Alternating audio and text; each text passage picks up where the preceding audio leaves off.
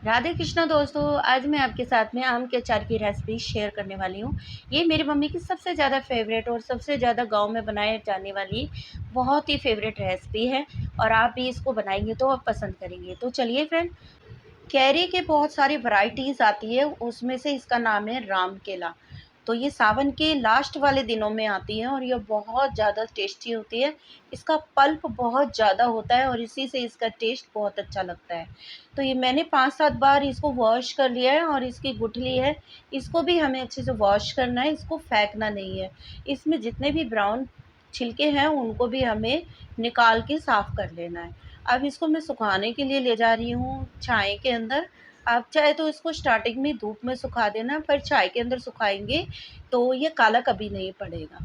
तो मैंने इसको धूप छाँव में सुखा दिया और इसके ऊपर चाहे तो आप चुन्नी से सुखा दीजिए, पर अभी सुखाने के लिए आपको इसको सिर्फ मोम जामा चाहिए। आप चाहे तो कपड़े के ऊपर भी डाल सकते हैं, लेकिन इसमें अभी मुझे और भी कुछ प्रोसेस तैयार करना है, इसलिए मैंने इसे अभी कपड़ों पे नहीं डाला है। तो ये हमारा ओवरनाइट रखने के बाद में अब मैं इसमें डाल रही हूँ 1 से डेढ़ की चम्मच के करीब नमक और 2 चम्मच के करीब हल्दी।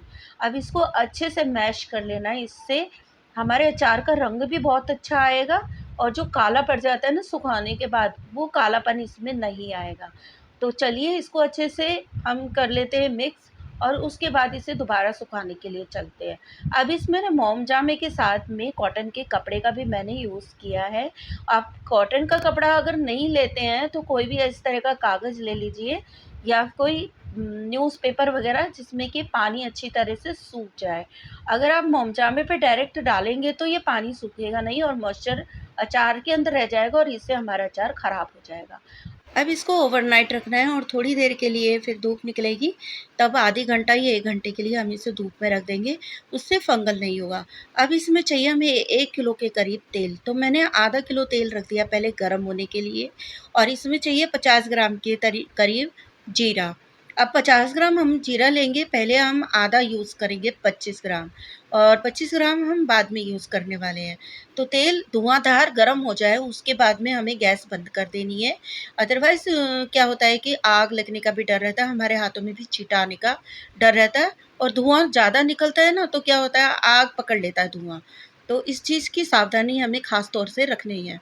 तो मैंने इसमें 25 ग्राम के करीब जीरा डाल दिया है। अब इसको अच्छे से चटकने दीजिए जब तक कि हल्का-सा डार्कनेस ना हो जाए। अब इसमें लेना है 50 ग्राम के करीब कलौंजी। तो 50 ग्राम से कम कम आप लोगे तो फिर मसाले का टेस्ट नहीं आएगा। कई लोगों को कलौंजी पसंद नहीं है, पर इसके बिना तो अचार के अंदर टेस्ट नहीं आने वाला है। आप चाहे तो कम भी डाल सकते हैं।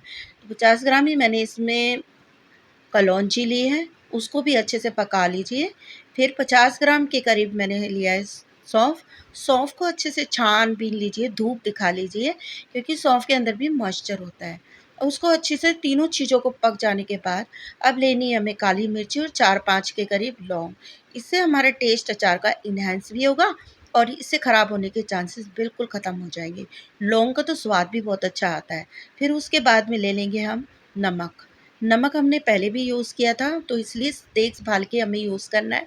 अगर 2 चम्मच के करीब मैंने फ़िलहाल तो डाल दिया, कम लगता है तो इसको हम बाद में एडजस्ट कर लेंगे, पर नमक ज़्यादा नहीं होना चाहिए। अब मिर्च लेंगे हम 2 चम्मच के करीब। अगर आपको ज़्यादा चाहिए तो आप इधर बढ़ा सकते हैं, लेकिन 2 चम्मच इतने में बहुत रहता है। फिर उसके बाद में सब कुछ 50 ग्राम होता है, सिर्फ़ नमक वग़ैरह का थोड़ा-सा हिसाब देखना होता है। क्योंकि हमने हल्दी पहले भी ली है, इसलिए हल्दी मैंने ज़रा-सा बस रंग अच्छा आने के लिए थोड़ी-सी हल्दी का यूज़ किया, आधा चम्मच के करीब। आधा चम्मच से भी कम मैंने लिया इधर हींग।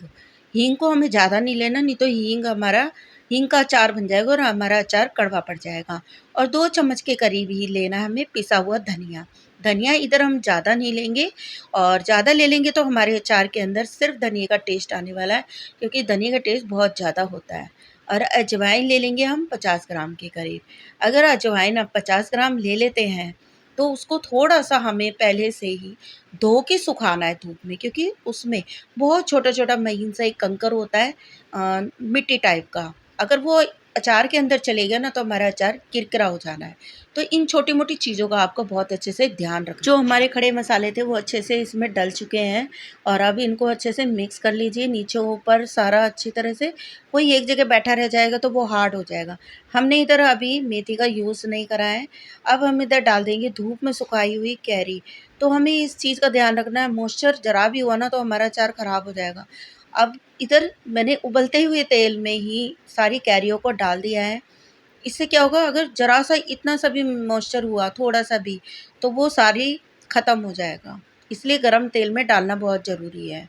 कई लोग क्या होते हैं कच्चे तेल का यूज़ करते हैं, पर कच्चे तेल से ज़्यादा इस तेल का स्वाद भी अच्छा लगता है और ये लॉन्ग टाइम के लिए चलता भी है।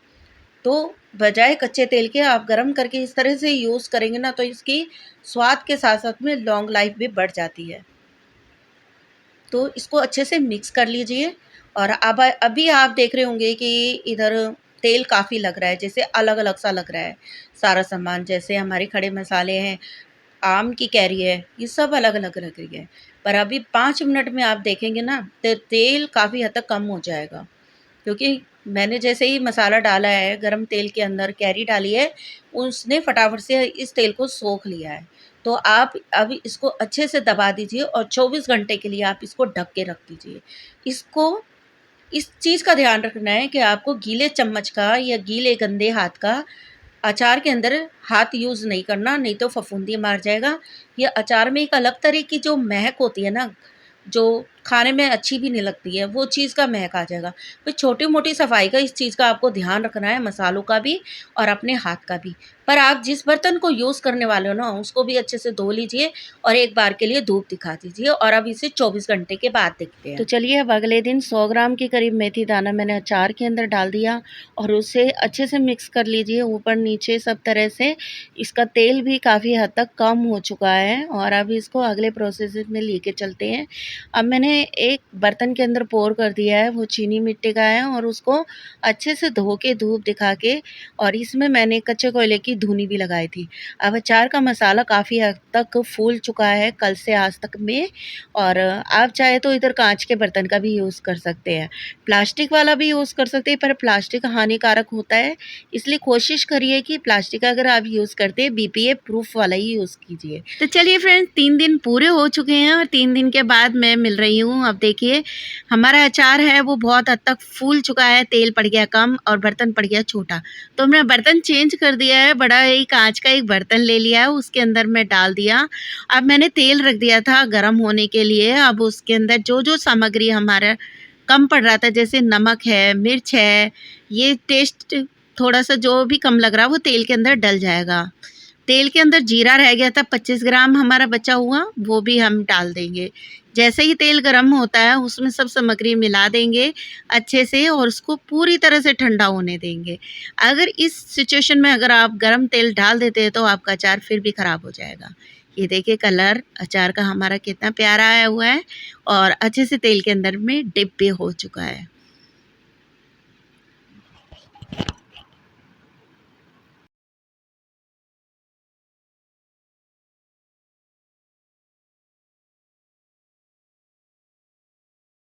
सिंपल सा अचार बिल्कुल रेडी हो चुका है। अब इसको मसलिन क्लॉथ से किसी भी कॉटन के क्लॉथ से इसको बांधना है ताकि इसमें हवा आती जाती रहे। ढक्कन नहीं लगाना है, अगर ढक्कन लगा दिया तो फिर उसमें हवा नहीं आएगी जाएगी और हमारा अचार ख़राब भी होने का चांस बन जाएगा। तो इसलिए आप कपड़े से बांध दीजिए और 2 दिन के लिए सिर्फ 2 दिन के लिए रख दीजिए किसी हवादार जगह पे जिसमें हवा आती जाती रहती है। बिल्कुल ऐसी जगह ना रखिए जहाँ पे हवा नहीं आती है। तो हमारा अचार बिल्कुल तैयार है। फिर मिलते हैं किसी नई रेसिपी के साथ, तब तक के लिए राधे राधे।